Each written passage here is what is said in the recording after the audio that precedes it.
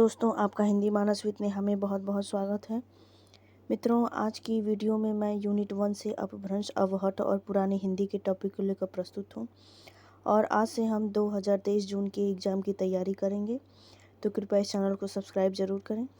शुरू करने से पहले मैं एक बात और बताना चाहूँगी कि इस जो आज का टॉपिक मैं लेकर प्रस्तुत हूँ, हो सकता है कि अगर आपकी कोई डाउट हो तो इस वीडियो से ज़रूर क्लियर हो जाएंगे। अगर फिर भी कोई डाउट रह जाता है तो कृपया आप कमेंट बॉक्स में ज़रूर उसे कमेंट करें।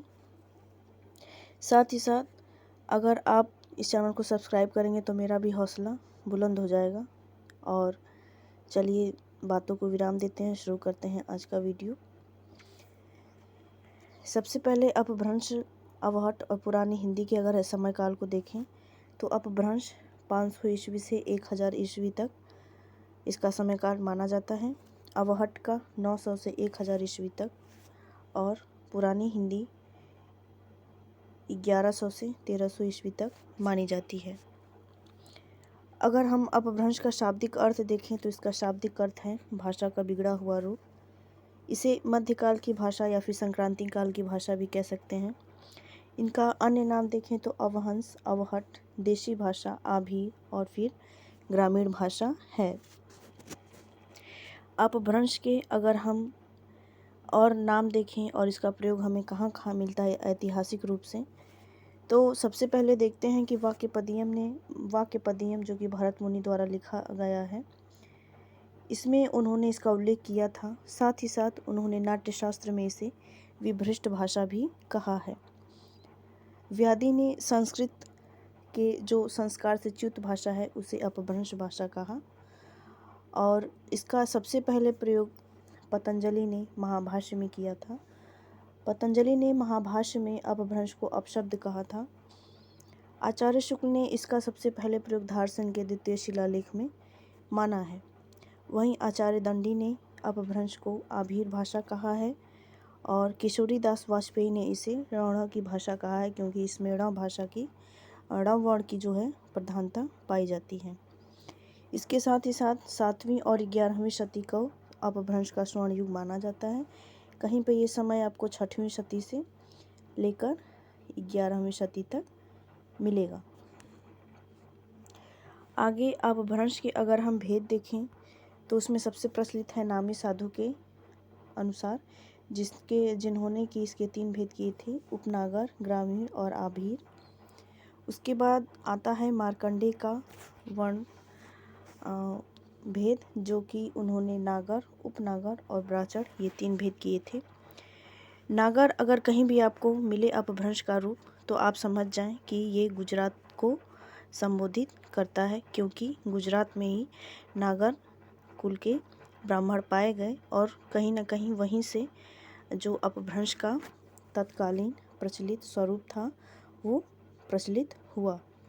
उसके बाद अगर उपनागर आपको मिले तो आप समझ जाएं कि निसंदेह रूप से ये राजस्थान की आसपास की तत्कालीन अपभ्रंश भाषा को संबोधित करता है।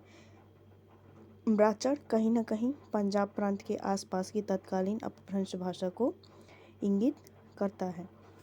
उसके बाद नामवर सिंह ने भी इसके 2 भेद बताए हैं, पूर्वी हिंदी और पश्चिमी हिंदी, और ये पंजाब पीएससी एग्ज़ाम में जो कि कॉलेज लेक्चरर का परीक्षा होता है उसमें पूछा गया है और यहाँ से कहीं ना कहीं डीपली क्वेश्चन बन जाते हैं।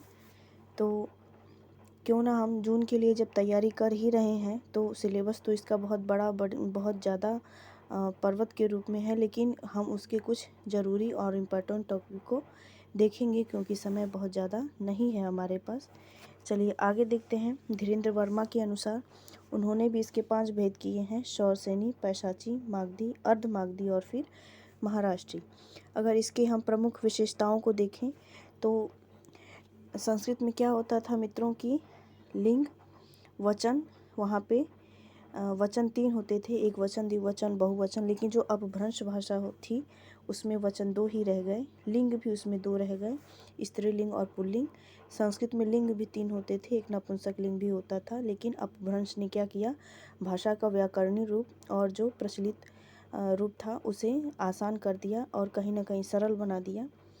उसके साथ ही देखें तो उसमें प्रसंगों का प्रयोग भी होता है, क्योंकि संस्कृत जो थी वहाँ पे विभक्ति का प्रयोग होता था, लेकिन अपभ्रंश भाषा में प्रसंगों का प्रयोग होने लगा, जैसे कि मैं, ते, पर, इस तरह से, और विभक्ति का प्रयोग वहाँ से हट गया, जिससे कि आगे चल के अपभ्रंश से अवहट्ट बनी, उसके बाद पुरानी हिंदी, और कहीं ना कहीं पुरानी हिंदी से ही आगे चलकर हमें आजकल की हिंदी मिलती है, जो कि हिंदी को भी अगर हम देखें तो वियोगात्मक भाषा थी, जो कि अपभ्रंश से ही निकली, क्योंकि अपभ्रंश में वियोगात्मक भाषा देखी जाती है, क्योंकि वहाँ पे विभक्तियों का प्रयोग नहीं होता था। संस्कृत क्या थी? संयोगात्मक भाषा थी, लेकिन अपभ्रंश वियोगात्मक थी, इसमें ण की बहुलता थी। अब देखते हैं अवहट्ट भाषा के बारे में थोड़ा सा। इसका समय 900 से 1000 ईस्वी तक है, और इसका सबसे पहले प्रयोग रत्नाकर में देखने को मिलता है। उसके बाद संदेश राशक में भी देखने को मिलता है, जो कि अब्दुल रहमान द्वारा पहला हिंदी का लिखा गया महाकाव्य है। फिर आगे कीर्तिलता में भी मिलता है, जो कि विद्यापति द्वारा लिखा गया है। उन्होंने एक पंक्ति भी लिखी है कि देसिल बैना सब्जन मिठा ते तैसम जब पहूँ अवहट्टा।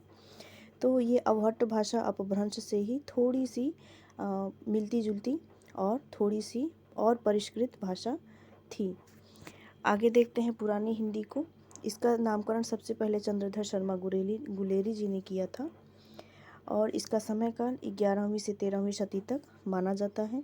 अगर हम इन तीनों भाषाओं के अंतर संबंध को देखें तो ये सबसे ज़्यादा इम्पॉर्टेंट है, और हमें जानना भी चाहिए। यहाँ से प्रश्न भले ही ना बने, लेकिन हमारे डाउट अगर क्लियर रहेंगे तो हम आगे फंसेंगे नहीं किसी भी टॉपिक में।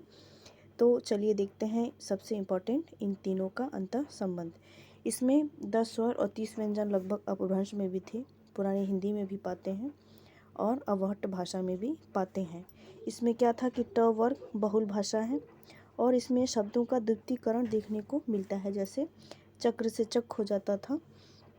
तो यहाँ पे क्या है कि च में जो क छिपा हुआ है वो द्वितीकरण, क का क्या कर दिया गया है, दो बार लिख दिया गया है। तो ये शब्दों का द्वितीकरण बोला जाता है, और ये अपभ्रंश में देखने को और बाकी की दो भाषाओं में देखने को मिलता है। अगला है क्षतिपूरक। क्षतिपूरक यहाँ पे क्या था, जैसे मान लीजिए एक शब्द है धम, तो धम में क्या है, धम में क्या है, यहाँ पे 2 बार म दे दिया गया। तो यहाँ एक म को अगर हम हटा दें तो ये क्या हो गया, क्षति करके क्या हो गया, धाम। एक म के हटाने के बदले यहाँ पे एक मात्रा जुट गई, जो कि क्या बन गया, धम से धाम और कम से काम। इसी तरह अन्य प्रचलित शब्द भी हैं, और ये कहीं ना कहीं परीक्षाओं में डीपली प्रश्न आते हैं, तो पूछा जाता है कि ये किस भाषा का लक्षण है। तो निस्संदेह अपभ्रंश भाषा का ही लक्षण पाया जाता है, जिसमें द्वितीकरण और क्षतिपूरक देखने को मिलता है। अगला इसमें है कि इसमें भी वचन 2 रह गए, जो कि मैं ऊपर बताई हूँ। लिंग भी यहाँ पे 2 रह गए। इसमें तद्भव, देशज, विदेशज शब्दों का विचलित प्रचलित प्रयोग भी मिलता है, जो आगे चल के परिष्कृत होकर आधुनिक हिंदी के रूप में परिवर्तित हुई। तो मुझे ऐसा पूरा विश्वास है कि इस वीडियो के माध्यम से आपके सारे डाउट क्लियर हो गए होंगे। मिलते हैं अगले वीडियो में अगले टॉपिक के साथ। बने रहें इस चैनल पर, और जो उनकी तैयारी करते रहें। हो सकता है कि आप किसी और चैनल के माध्यम से भी अपनी तैयारी कर रहे होंगे, तो वहाँ पे भी आप तैयारी ज़रूर करें, लेकिन साथ ही साथ मैं कुछ अगर अलग लेकर आऊँ तो उसे भी आप देखने का प्रयास ज़रूर करेंगे, और चैनल को सब्सक्राइब ज़रूर करें। मिलते हैं अगले वीडियो में।